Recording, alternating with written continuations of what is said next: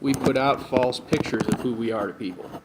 And we put out, and sometimes, you know, how we present ourselves is even just a momentary thing. It's something that's based on the way we're thinking right now and not at all on who we are or what we consider to be most important to us. And so even knowing that about ourselves, it's very hard to say that we can understand all of anyone else's motives. Even in the worst of circumstances. Go ahead, Wanda.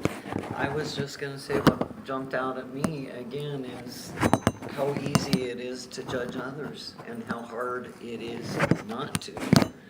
You know, whether it be by looks or movement or just whatever. I think that if we're all honest, we all struggle with that.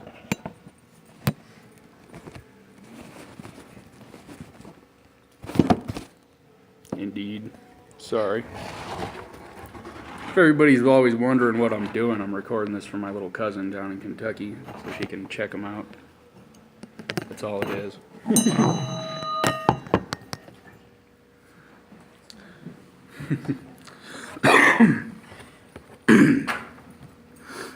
Anyways, so that's the issue that's foremost in judging someone else's work. And plus, in the last, or in chapters 2 and 3, we saw where he spoke of, you know, that people's ministry efforts will be judged by fire, you know, whatever that actually means.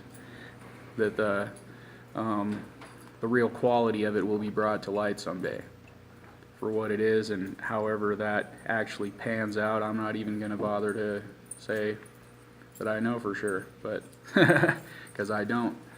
But that means that, you know, the real place that we have in that situation and in judging someone else's ministry, which is basically, you know, what they were doing, is that, you know, that's God's place, not ours. It's simple. And a lot of the time, you know, our view of what makes, you know, someone else's, the quality of someone else's ministry, sometimes it's just because, you know, we all have different things that appeal to us, too. And we need to remember that because there's, you know, as he said, you know, there's one who plants and one who waters.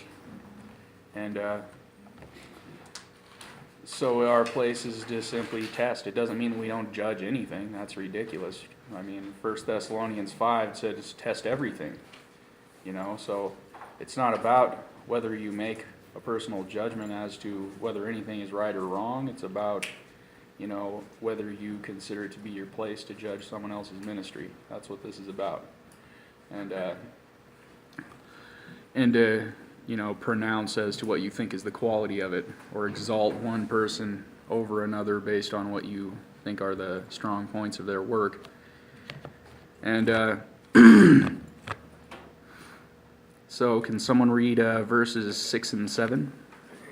Again, I think it's important to remember the day and the age that he is writing this, and he's continually combating the people that lived on